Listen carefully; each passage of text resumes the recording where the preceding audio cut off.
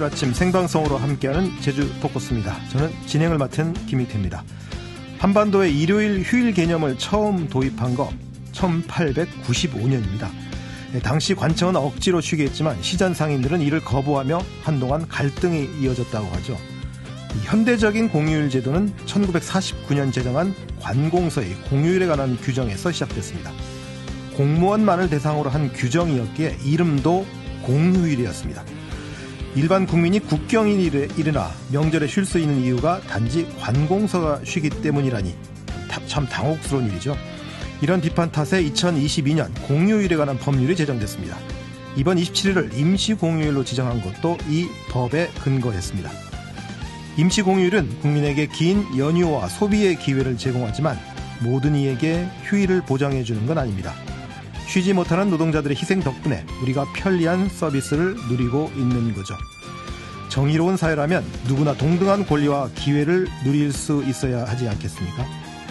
그래서 모든 국민이 휴일을 누리자는 취지에서 이름부터 바꿔보는 건 어떨까요? 공휴일이 아니라 국민의 휴일로. 김 기자의 제안입니다.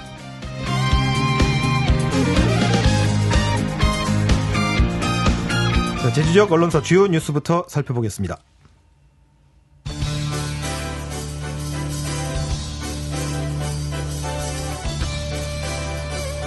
오늘은 날씨 소식부터 전해드립니다. 오늘 아침은 올겨울 들어 가장 춥습니다. 찬바람의 체감온도는 영하권으로 떨어졌고 낮에도 종일 평년 기온을 밑돌겠습니다. 오늘부터는 해안 지역에도 눈이 내리겠고 대설특보가 발효 중인 중산간 이상 지역엔 많은 눈이 더 내리겠습니다. KBS는 먼바다 조업에 나서는 어선의 안전을 위해 먼 거리까지 통신할 수 있도록 수협 어선 안전국 이설이 추진되고 있지만 부지 확보부터 어려움을 겪고 있다고 보도했습니다. MBC는 재생에너지 신년기획 뉴스 세 번째 순서로 탄소 배출 없이 친환경적 제품을 위해 재생에너지를 도입한 영국 기업들의 사례를 다뤘습니다. JIBS는 어제에 이어 4.3 동굴 피난처와 관련해 속보를 이어갔습니다. 이 동굴은 어우름괴라 불렀고 4.3 당시 피난민 10여 명이 있었다는 증언도 확인했습니다. 제주일보는 모든 후보지에서 반대하며 좌초위기에 놓인 화북 공업지역 이전 문제를 톱뉴스로 보도했습니다. 재민일보와 한라일보는 제주경제의 활로를 모색하는 2025년 첫 경제정책협의회 회의 내용을 톱뉴스로 올렸습니다. 제주의 소리는 겨울철 설경을 즐기려는 많은 인파가 몰리는 천백고지에서 올해도 고질적인 주정차 문제가 빚어지고 있다는 소식을 현장 취재했습니다. 헤드라인 제주는 기회발전 특구로 지정된 옛 탐라대학교 일대 하원 테크노 캠퍼스 지구가 올해 중 산업단지로 지정될 전망이라는 소식을 보도했습니다. 미디어 제주는 남방 큰 돌고래의 올해 생태법인 지정 가능성을 살피며 이를 위한 제주도의 노력을 주요 뉴스로 전했습니다. 지금까지 오늘의 주요 뉴스 박상입니다. 네, 박상희 캐스터 수고하셨습니다. 이 시각 도로교통 상황 알아보겠습니다. TVN 제주교통방송 김서영 캐스터 연결합니다. 안녕하세요. 네, 안녕하세요. 네, 현재 출근길 도로교통 상황 어떻습니까? 네, 이 시각 현재 먼저 교통 통제 구간이 있어 참고하셔야겠습니다. 현재 천백로 어승생 삼거리에서 옛 탐라대학교 사거리 구간 대형과 소형 차량 모두 통제 중으로 이용하실 수 없고요. 516로는 통제가 풀리며 전 구간 정상 주행 가능합니다. 다만 언제든 미끄럼 사고로 이어질 수 있는 만큼 긴장을 놓지 않고 끝까지 서행하셔야겠습니다. 계속해서 자세한 교통 상황입니다. 출근길 차량들로 인해 답답한 흐름 보이는 몇 구간 살펴지고 있는데요. 애조로 명도원 교차로에서 오라 교차로 더 지나 해안 교차로까지 신호 앞으로 차량 모였다 풀리기를 반복하며 통과 시간 약 25분 이상 소요되겠고요. 반대 방향 약 23분 이상 보이며 양방향 모두 지체되고 있습니다. 구산로 제주여고 사거리에서 구산마을 입구 사거리까지 양방향 대기 차량 늘며 끝차량은 신호 한 번에서 두 번 정도 감안하셔야겠고요. 승천로 탐나중학교 사거리에서 변전수 사거리 방향 차 간격 바짝 좁혀지며 서행하고 있습니다. 서강로는 광양사거리에서 오라오거리 더지나 신제주 입구 교차로까지 주춤한 모습 보이며 양방향 8분에서 10분 정도 소요되겠고요. 번영로 국립박물관 교차로에서 본계 교차로 더지나 남도로 교차로까지 약 19분 이상 생각하셔야겠습니다. 끝으로 중앙로입니다. 아라초등학교 사거리에서 광양사거리 더지나 탑동사거리까지 약 18분 이상, 반대 방향 약 16분 이상 걸리겠습니다. 현재 산간도로를 중심으로 많은 눈이 내려 쌓여 있는데요. 이 근처 미끄러운 구간을 지나실 땐 급제동이나 운전대 조작을 최대한 삼가시고 천천히 감속 운전하시기 바랍니다. 또한 제설 작업 시에는 안전을 확보하고 실시하시기 바랍니다. 지금까지 교통정보 전해드렸습니다.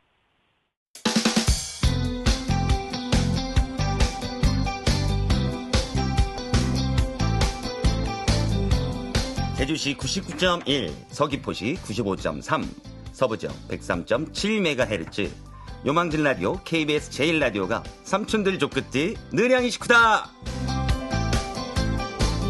쏟아지는 뉴스에 한 걸음 더 들어가 보는 뉴스 초점. 오늘은 제주일보 진주리 기자 함께합니다. 어서 오십시오. 안녕하세요. 오늘 아침 조간신문은 모두 이 제주도 경제정책협의회 회의 내용을 주요 뉴스로 다뤘더군요. 이 경제정책협의회 어떤 회의입니까? 네, 경제정책협의회는 제주도 경제정책협의회 조례에 따라서 경제단체와 소상공인, 또 기업 관광학계 등 각 분야별 전문가들이 지역경제 발전 방안과 활성화 방안을 협의하기 위해 구성된 상설기구인데요. 2021년 처음 출범했습니다. 네, 중요한 경제 분야의 중요한 회의체인 것 같은데, 자, 제주 경제에 대한 불확실성이 커지고 있는 상황에서 어제 회의에서 제주도가 어떤 대책을 내놨을까요? 네, 제주도는 새해 내수는 살리고 기업은 키우는 상생과 회복의 경제정책 추진에 나서기로 했는데요. 도는 어제 오영훈 지사 주재로 올해 첫 경제정책협의회 회의를 열고 올해 경제정책 추진 전략을 논의했습니다. 제주도는 지역경제 활력을 되찾기 위해 소상공인 위기 극복 지원, 맞춤형 민생 안정, 또 기업 성장과 인재 양성 등 5대 중점 과제를 추진하기로 했습니다. 참 지역 경기 상황이 심각하다는 목소리가 참 높은데 이런 침체 상황 언제까지 이어질까요? 네, 이날 회의에서 한국은행 제주본부는 최근 관광 수요 위축이 제주 경제에 하방 압력으로 작용하고 있다고 진단했는데요. 다만 정치적인 불확실성이 해소되고 적극적인 재정 지출로 경기가 점차 개선될 수 있을 것으로 전망했습니다. 그 개선되는 시기가 좀 빨리 왔으면 좋겠는데 아무래도 무엇보다 내란 사태 조속한 정리가 좀 필요할 것 같고, 자, 여기에 지역 경기 활성화를 위해서는 무엇보다 지역 내 소비가 좀 활발해야 하지 않겠습니까? 네, 그렇습니다. 도민과 관광객이 함께하는 소비 진작이 필요한데요. 도는 지역화폐 탐난은정과 제로페이 결제 시스템을 통합해 관광객 소비 편의성을 높일 예정입니다. 먼저 오는 13일부터 31일까지 전통시장과 상점과 탐난은정 가맹점에서 하루 5만 원 이상 구매 시 1만 원을 환급하는 파격적인 혜택을 제공합니다. 또 배달앱 먹개비 이용 시 건당 3천 원의 배달비를 지원해서 소상공인과 소비자 모두가 혜택을 받을 수 있도록 할 예정입니다. 전통시장, 상점가 한 군데가 아니라 전통시장 전체에서 5만 원 이상이 된다는 그런 얘기죠. 자, 5만 원 했는데 만 원 돌려준다 좀 쏠쏠할 것 같은데, 그런데 이건 한시적인 지원 정책 아닙니까? 네. 전통시장과 이 상점가의 활력을 높이기 위한 다른 지원책은 없나요? 제주도는 또 각 상권의 특성을 살린 자율상권을 지정해 활성화를 지원하고 또 연간 700회 이상 도심 곳곳에서 버스킹을 열어서 도민과 관광객의 문화 향유 기회를 확대할 예정입니다. 또 전통시장과 상점가의 노후시설 현대화와 경영 혁신을 지원해 경쟁력을 높여나간다는 방침입니다. 어쨌든 제주 이 지역 경제가 이 공적 투자에 많이 의존하는 구조이지 않습니까? 그래서 재정을 뭐 조기 투입한다거나 또는 뭐 추가 경정 예산도 빨리 좀 필요하지 않을까, 네, 이런 지적들이 나왔을 것 같은데. 네, 그렇습니다. 실제 오영훈 지사는 전국 불안이 지속되면 관광 경기 부진으로 이어질 수 있어서 정치적 불확실성이 조속히 해소되어야 한다며 그때까지 우리 내부의 힘으로 위기를 극복할 수 있는 다양한 방안을 모색하고 실천해야 한다고 강조했습니다. 이를 위해 오 지사는 조기 추경도 검토할 수 있다고 언급했습니다. 네, 실질적인 대책이 일찍 시행됐으면 합니다. 다음 소식 알아볼까요? 네, 지난달 제주 지역에 인플루엔자 유행주의보가 발령됐는데요. 질병관리청은 설 연휴 전까지 백신 접종을 완료해달라고 당부했습니다. 질병관리청은 독감 환자가 급증하고 덩달아 코로나 입원 환자 수도 늘면서 노인과 면역력이 약한 이들은 백신 접종이 필요하다고 강조했습니다. 최근에 독감 코로나 아주 무섭게 퍼지고 있던데 이 제주 독감 환자가 전국 평균에 비해서 많다는 소식 최근에 전해드렸습니다. 어느 정도입니까? 네, 전국의 인플루엔자 표본감시 의료기관 300곳을 찾은 외래 환자 1000명 중 인플루엔자 의심 환자는 지난달 마지막 주 기준 73명으로 직전주보다 곱절 이상 급증했습니다. 제주 인플루엔자 의심 환자는 외래 환자 1000명당 108명으로 전국 평균보다 34명 더 많은 상황입니다. 전문가들은 지금이라도 독감 접종을 해야 된다 이렇게 권고하고 있던데 무료로 독감 접종할 수 있는 방법도 좀 알려주시죠. 네, 제주 보건소는 도민의 경우 60세 이상 어르신과 등록 장애인, 또 기초수급자나 국가유공자, 참전용사 제주 4.3 희생자 및 유족 등은 신분증이나 복지카드 지참 시 무료로 독감 접종이 가능하다고 밝혔습니다. 또 생후 6개월 이상부터 13세 어린이와 임산부, 감염 취약시설 입소자, 면역 저하자도 무료로 백신 접종을 받을 수 있습니다. 인플루엔자 백신은 현재 유행 중인 인플루엔자 바이러스와 매우 유사해서 백신 접종으로 충분한 예방 효과를 기대할 수 있다고 하니까 미리미리 접종 받으시면 좋을 것 같습니다. 네, 뉴스 하나만 더 알아볼까요? 네, 제주 중소기업 10곳 중 8곳이 올 상반기 인력 채용 계획이 없거나 미정인 것으로 나타났습니다. 중소기업중앙회 제주지역본부에 따르면 올 상반기 채용 계획이 있느냐는 질문에 조사 대상 중소기업 84곳 중 81%가 없거나 미정이라고 답했습니다. 이는 작년 상반기 조사 결과보다 10.7%포인트, 또 하반기 조사 결과보다 16%포인트 높은 수치입니다. 채용 계획이 있다고 답한 중소기업이 10곳 중에 2곳이 채 안 된다 이런 뜻인데, 자, 불확실한 경기 전망 탓에 추가 인건비에도 부담을 느끼는 거 아닌가 싶습니다. 오늘 소식 여기까지 듣겠습니다. 수고하셨습니다. 감사합니다. 지금까지 제주일보 진주리 기자였습니다.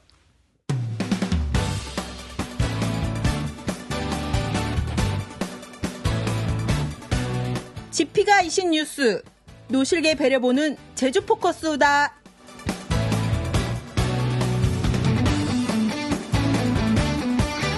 인구 감소와 주거 환경 노후화로 쇠퇴하는 도시를 활성화하기 위해 만들어진 지원기구가 있습니다.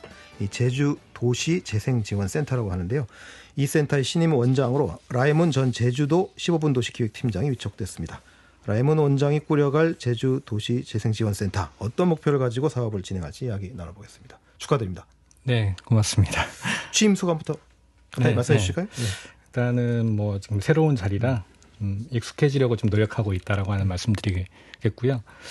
그리고 제가 이 재생센터, 도시재생지원센터를 제가 응모하게 된 이유는 도정의 어떤 도시정책 변화 기조에 맞춰서 도시재생 정책도 좀 변화될 필요가 있다라고 하는 생각을 하게 되었고요. 그리고 도시재생지원센터는 민간으로 구성된 조직입니다. 행정과 협력하고 또 이제 민간을 지원하는 조직이죠. 그러니까 중간 지원 조직의 역할 변화도 필요하지 않나라고 하는 생각이 들고요. 그리고 저한테 주어진 임기 2년 동안 새로운 사업을 좀 많이 발굴하기보다는 변화하는 정책 기조에 맞춰서 중간 지원 조직의 역할을 재설정하고 싶다는 말씀을 좀 드리고 싶고요. 그리고 도시가 조금 더 좀 활력이 넘치도록 노력하겠다라고 하는 말씀드립니다. 본격적으로 얘기 나누기 전에 이 질문은 안 드릴 수가 없는데, 사실 라이문 원장이 될 거다라고는 소문이 좀 파다했거든요. 그래서 네. 사전에 내정서 있는 거 아니냐. 왜냐하면 공고할 때 새로운 조항이 신설이 됐어요. 그래서 5급 상당 이상의 공무원으로 2년 이상 실무 경력이 있는 사람이 새로운 조항으로 추가됐는데 보니까 아이고 라이문 그분이네라고 하는 썰이 있었거든요. 네. 그런 내정서에서 어떻게 생각하십니까? 충분히 그런 내정서를 저도 언론을 통해서 저도 접했고요. 그렇게 이해하실 수 있다라고 생각이 듭니다. 그럼에도 제가 지금 말씀드릴 수 있는 거는 공모 절차의 어떤 공정성에 좀 우려가 있었지만 그 공정성에 우려가 되지 않도록 제가 노력하면서 공모에 좀 응했다라고 하는 말씀드리고요. 실제 저도 이제 언제 어떻게 합격 절차가 합격이 됐는지도 모르는 상황에서 12월 말에 합격 통지를 받았다라고 하는 말씀드립니다. 저는 이제 이런 부분이 사실 우리가 좀 눈 가리고 아웅하는 거 아닌가 생각이 드는 게 무슨 말씀이냐면, 사실은 어떤 정치인이 권력을 잡으면 우리는 상당히 그 비판적으로 낙하산이라는 그 표현이 되게 좀 부정적 의미로 쓰이는데 사실은 권력을 잡은 사람이 자기의 어떤 정치적 이상을 실현시키기 위해서 자기하고 코드 맞는 사람하고 일하지 그럼 코드 안 맞는 사람을 일하겠습니까? 네, 그럴 수 있죠. 아예 내정한 사람이 없다면 진짜 말 그대로 진짜 공모를 하든지 아니면 굳이 내가 요 사람이 일할 적임자다 생각하면 그냥 당당하게 내가 이 사람을 이러이러이로 뽑겠다라고 하는 게 차라리 이런 식으로 우리 사회가 좀 차라리 투명하게 당당하게 얘기하는 게 맞지 않는 생각이 저도 들어요. 공감합니다. 네. 어쨌든 뭐 그건 이제 좀 근본적인 문제라서 그 정도 얘기하고요. 자, 15분 도시 계획팀장도 맡으셨는데 도시 재생 사실 맞물려 있는 주제긴 해요. 15분 도시 문제가. 근데 도시 재생에 좀 이렇게 관심을 갖게 되면 특별한 계기 같은 거 있었습니까? 저는 뭐 아시는지 모르겠습니다만 제주도의 도시재생 정책이 2014-15년에 만들어졌습니다.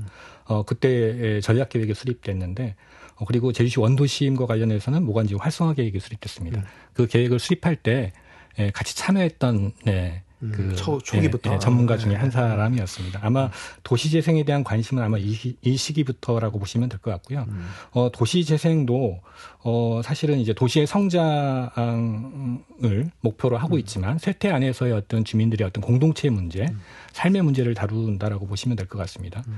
제가 지난 한 20년 가까이 마을과 공동체에 대한 어떤 활동들을 해왔습니다. 아마 그런 것들이 도시재생의 어떤 관심의 계기가 되었고 이번에 참여하게 된 계기가 되지 않은가 싶고요. 더군다나 이제 15분 도시를 지난 2년 동안 제가 맡아서 정책의 어떤 기본 방향을 설정하고 4개 시범지구를 계획을 수립하고 그다음에 조례를 만들고 그리고 조직을 만드는 그런 일을 해왔습니다. 네. 그러한 것들이 민간 차원에서도 호응이 필요하다라고 하는 생각을 하면서 참여하게 됐다. 예. 그 15분 도시의 그 4개 시범지구 중에 이게 포함되어 있죠. 이 지금 도시재생실에서 관리하는. 네. 사실 뭐 이 분야에 대해서 나혜문 원장의 전문성 뭐 저도 인정하니까 그래서 뭐 낙하산 얘기가 나와도 뭐 충분히 할 수 있는 능력이다 뭐 싶은 생각은 들었습니다만 자, 현재 그 제주도 도시재생 사업에서 그러면 가장 중요한 과제가 무엇이라고 생각하십니까? 일단 과제를 제가 한 3가지로 제가 지금 생각을 해보고 있습니다. 첫 번째는 올해 그 도시재생 전략계획을 수립하도록 되어 있습니다. 법정 계획에 따라 가지고 전략계획을 수립하게 되는데 아마 도시정책의 어떤 변화에 맞춰서 전략계획의 어떤 변화도 필요하지 않을까라고 하는 생각이 좀 들고요. 두 번째는 중앙정부와 지방정부의 정책 변화가 있다라고 하는데 실제 공모사업도 많은 변화가 좀 있습니다. 최근에 정책 흐름을 살펴보면 국토부가 직접 승인하는 경제 거점 조성과 특화재생 사업으로 좀 구분되어 있고 또 하나는 민간주택 정비를 지원한 뉴빌리지 사업으로 지금 정리가 되어 있거든요. 그래서 이런 신규 공모 사업에 적절하게 대응할 필요가 있다라고 하는 생각이 들고요. 그다음 마지막으로 말씀드리고 싶은 거는 이 도시재생 사업지구들이 종료 사업지구들이 생겨나고 있습니다. 그래서 재생 사업이 종료되는 지구들의 어떤 지속 가능성을 어떻게 확보할 것이냐, 확보해 줄 것이냐라고 하는 게 아마 재생 사업의 어떤 과제가 아닌가라고 하는 생각이 좀 듭니다. 그럼 종료지구가 끝나면 그건 어떻게 되죠? 다시 또 신규 또 새로 지정을 해야 되나 아니면 어떤 식으로 관리가 해야 되나? 지금 마을관리 협동조합이라고 하는 조직들이 있습니다. 그래서 재생지구를 주민 스스로가 관리할 수 있도록 그렇게 설정이 되어 있습니다. 그런데 이제 마을관리 협동조합이 사업을 진행하는 동안 만들어지긴 하지만 역량이 많이 부족합니다. 그래서 그러한 조직들이 기존의 이제 재생 사업을 통해서 만들어진 여러 거점 센터를 잘 운영할 수 있도록 돕는 역할이 필요하다라고 하는 생각이 좀 듭니다. 그 센터가 그 마을관리 협동조합을 어떻게 지원하느냐 여기다 초점을 맞추겠다 이걸 이해하면 되겠네요. 자, 아까 두 번째 공모 사업이 변화가 국토부의 어떤 정책 포인트가 달라지다 보니까 신규 공모 사업에 대해서 어떻게 대응할 것이냐라는 말씀하셨는데, 근데 또 사실 따지고 보면 또 제주 고유의 그 지역적 특성이라는 또 부분도 있거든요.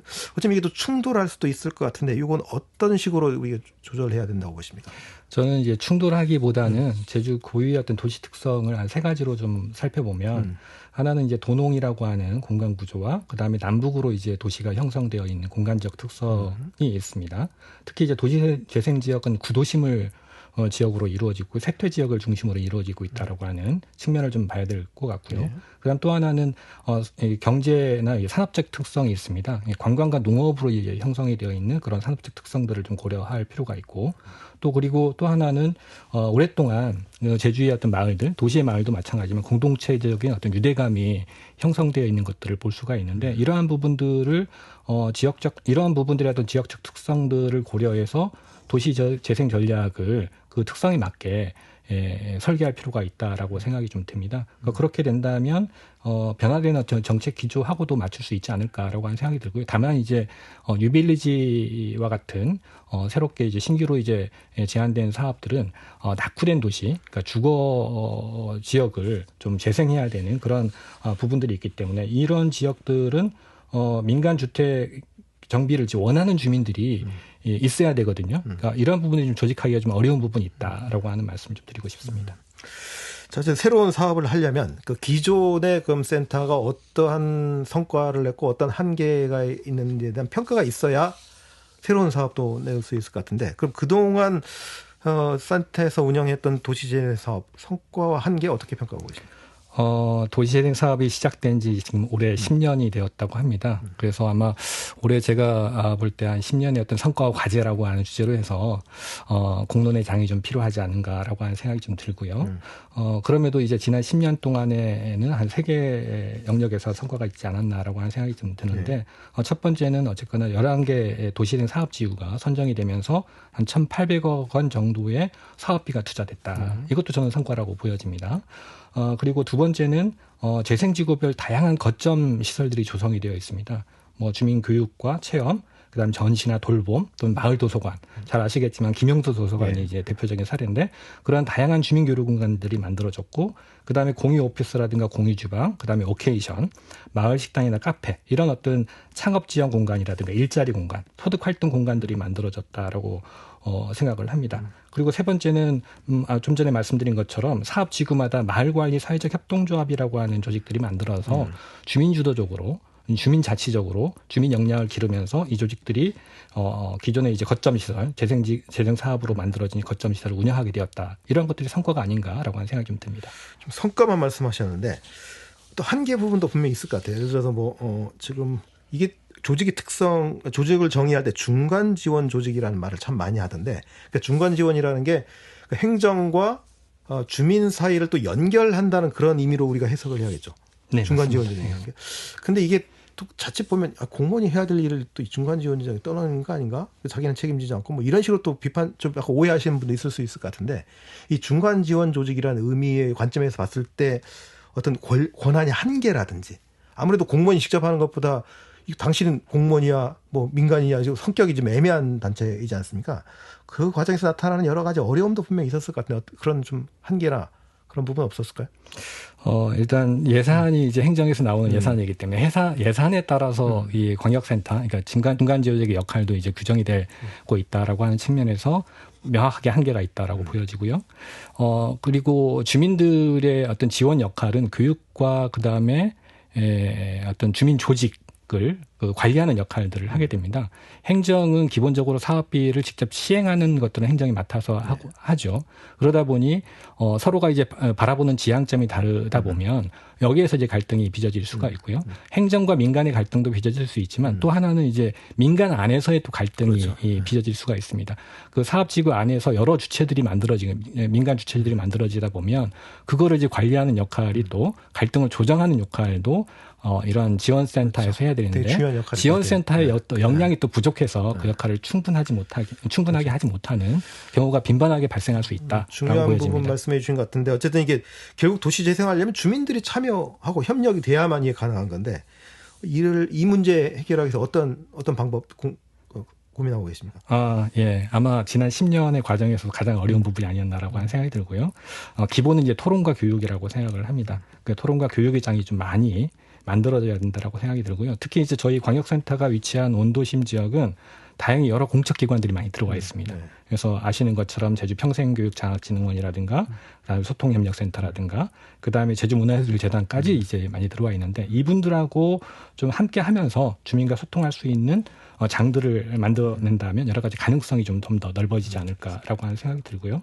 그다음에 제가 또 주요하게 보는 것들이 뭐냐면 사람에 따른 이제 생활 의제, 예를 들면 청년이나 어르신이나 아이나 어른들 그런 사람 중심의 생활 의제를 발굴하는 것들, 그 다음에 교육이나 돌봄이나 건강이나 여가나 업무 등 어떤 생활 필수 기능의 어떤 의제를 찾는 것. 그러니까 좀 더 세밀하게 들어가서 주민들이 필요한 의제들을 발굴하는 방식으로 접근할 필요가 있다. 그래야 주민의 어떤 참여와 협력이 좀 더 용이해질 수 있다라고 생각을 합니다. 네, 지금 뭐 더 질문 드리고 싶은데 마감해야 될 시간이네요. 네. 어쨌든 응원하겠습니다. 열심히 하시기 바랍니다. 네. 오늘 말씀 잘 들었습니다. 네, 고맙습니다. 지금까지 제주도시재생지원센터 라이문 신임원장이었습니다. 제주 포커스에서 마련한 소식 여기까지입니다. 내일 다시 뵙겠습니다. 안녕히 계십시오.